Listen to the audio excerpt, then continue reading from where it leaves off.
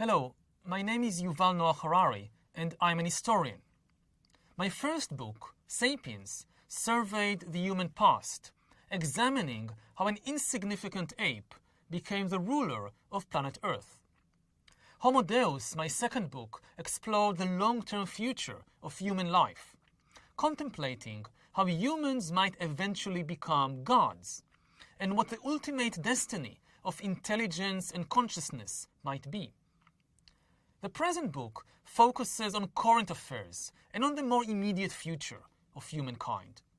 In a world deluged by irrelevant information, clarity is power. And censorship works not by blocking the flow of information, but rather by flooding people with disinformation and distractions. So what is really happening right now? What are today's greatest challenges and choices? What should we pay attention to? Billions of us can hardly afford the luxury of investigating these questions because we have far more pressing things to do. We have to go to work, take care of the kids, or look after elderly parents.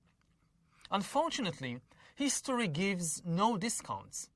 If the future of humanity is decided in your absence because you're too busy feeding and clothing your kids, you and they will not be exempt from the consequences.